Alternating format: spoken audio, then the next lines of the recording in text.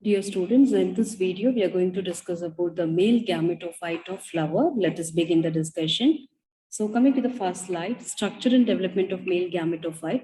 Male gametophyte is the haploid structure formed by viable pollen grains, which otherwise we call it as microspore, and it produces the male gametes or anthrozoids. So microspores are the first cell of the male gametophyte, which produces from the microspore mother cell. The nucleus of the pollen grain migrates from the center to the periphery because of the help of the callus. By the time the cytoplasm becomes highly polarized in the pollen grain. So coming to the formation of vegetative and generative cells. So this we will discuss with the picture. So here this is the dithecous stamen. If you take a cross section, it has radially elongated 4 microspore mother cell. If you take one microspore mother cell, it is having the pollen tetrad, that is 4 pollen. It come close together with the help of callose. Okay, so by the enzymes of callase, which is secretes by amoeboid tapetum that surrounds the microspore mother cell, the spore tetrad can be released in the form of uninucleate young microspore. So the process and even from the microspore mother cell till it releases the viable uninucleate young microspore, we call it as microsporogenesis. Okay, if you take one pollen grain, so what happened? It is having the centrally placed large vacuole and only one nuclei. With this, it undergo mitosis one. So after the mitosis one, what happened? The vacuole divides into many pieces. It has one vegetative nucleus, and this one divide into one more cell, generative cell. So after mitosis, vacuoles will be split off, vegetative nucleus will remain same, and the entire microspore divide unequally into one more cell, that is generative cell having one generative nucleus. Okay, so with that, what happened? The partition between vegetative nucleus as well as the generative cell disintegrate, the purple line, and both the nucleus stick together. So this condition of pollen, we call it as bicellular pollen. So with this bicellular pollen, it goes for the next division, that is mitosis 2. So here what happened?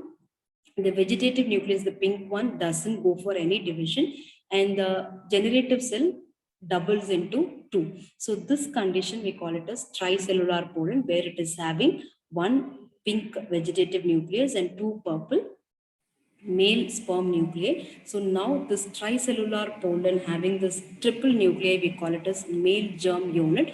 With that, the pollen matures and anther dehisces, and it is going for the process of pollination. Then it will reach the ovule through the style tubular region of a flower. Then it will fertilize. So this is how the microsporogenesis and microgametogenesis happens in angiospermic flower.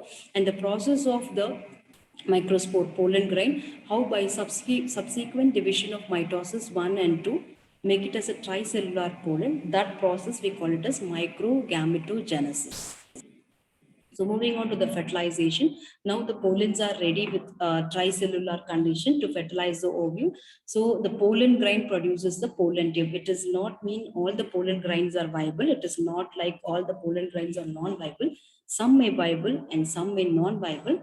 And it doesn't like if the viable pollen grains all can produce the good pollen tube, only few can produce, and in that only one can fertilizes the egg cell. So the pollen produces the pollen tube. The callose plug which is present in the pollen, it pushes the triplet nuclei till it reaches the micropylar region of the ovule of the embryo sac.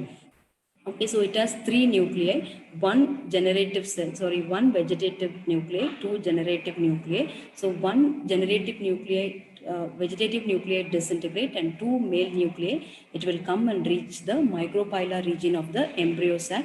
If you take the embryo sac of the ovule, it has three antipodal cell, two polar nuclei and two synergid cell and one egg cell. So since the pollen tube is carrying two male nuclei, one fuses with the egg cell which forms the zygote, the other fuses with the double nuclei form the triploid structure which forms the endosperm.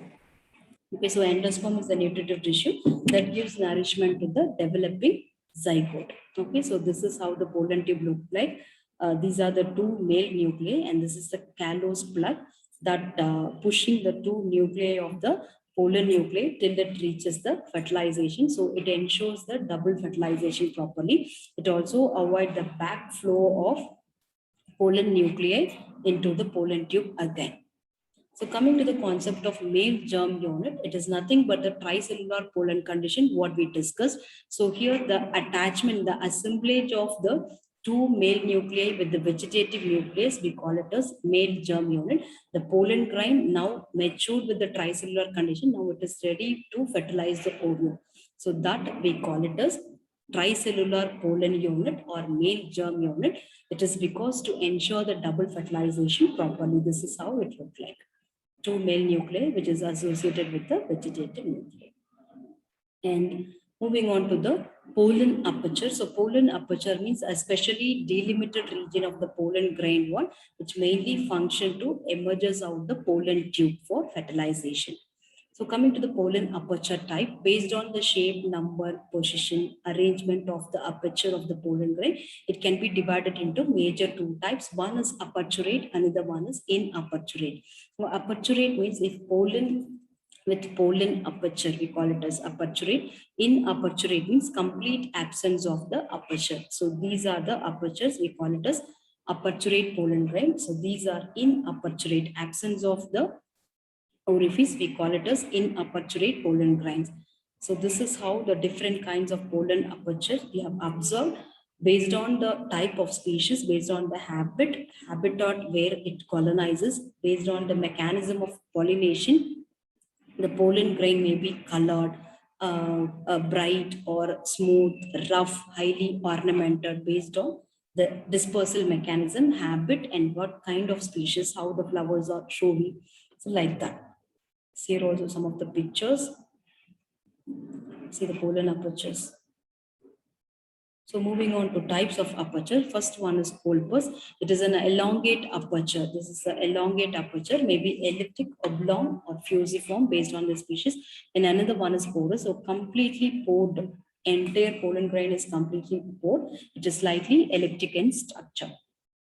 And coming to pentaoperate, if pori occur globally on the pollen grain. Okay, so pollen grain, it is a circular shape.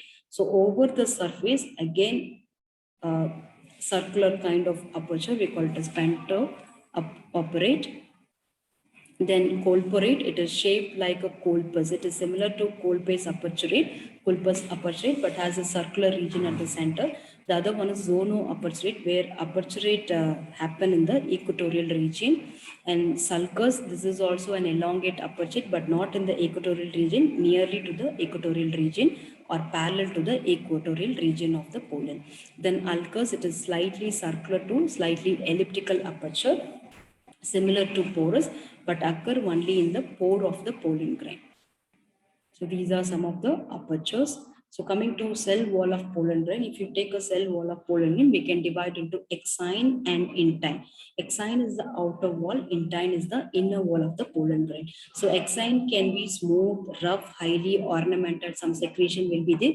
So based on the which species of plant, habitat, dispersal mechanism, exine deposition may vary. So the deposition of this wall in the exine that causes the pollen allergy. So the deposition continues when it starts the meiosis process from the spore mother cell till the spore maturation. So the inner wall intine consists of cellulose, hemicellulose, but callose layer is absent. Callose is nearly absent in all the normal cell wall, but especially in intine only it will be present. The outer wall of pollen grain mainly consists of a substance sporopollen. It is a mixture of stable biopolymers containing fatty acids. Then sporopollen in the deposition in the outer wall that protects both the vegetative as well as the generative cell against mechanical damage, chemical breakdown, desiccation, and it provides shield against the aggressive ultraviolet radiation of the sun which fall on the pollen. So outer surface of the pollen grain also may have the remnants of tapetum layer. So tapetum layer is a nutritive tissue that surrounds the microspore mother cell. So there may be a chance when the microspore mother cell releases the microspore, there may be a chance of remnants sticking of tapetum can be found. And over the exine, you might have seen some sugary fatty substance liquid. We call it as pollen kit.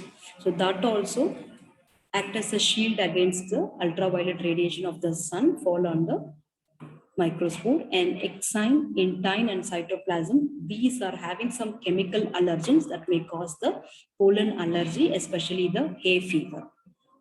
This is how the pollen structure look like, and this fatty substances that we call it as sporopollenin, which is only present in the exine region, and there is a pollen cavity. And intine, it is made up of cellulose, hemicellulose, and callose. Callose is completely absent in exine, whereas in intine only, along with the cellulosic substance, callose is also present. So coming to the structure of wall layer, so if you see it in the under microscope, it is having three types of layer: tectum, the roof layer of outside; columella, that is the bar shaped elements; and the foot layer. Okay, so this is the exine, and this layer is the intine. So here the exine, the outer layer may be aperture or non-aperturate. So based on the pollen grain, we can call it as aperturate pollen or non-aperturate pollen. So apertures may be aperture, size and shape of the pollen grain may depend on which kind of species it is, how the habit, how the dispersal mechanism design. So size of the pollen grain ranges from 5 microns to 200 microns. We have quite small size to quite big size. Pollens may have radially symmetry and bilateral symmetry. So if you take the exine and intine portion, tectum, columella on foot layer, together we call it as ectexine, and alone the foot layer we call it as endexine below that. Then tectum and columella alone we call it as sexine, and again the foot portion we divided into nexine 1 and nexine 2, together we call it as nexine. Okay, so this is how the three layers which are present in the exine observed in the pollen grain. Okay, students, I think from this video, you might have some idea about what is male gametophyte, how the formation takes place, what is microsporogenesis, what is microgametogenesis, what is meant by male germ unit, what is meant by pollen aperture, how the pollen apertures are divided into many types, and finally, what is the function of the pollen wall.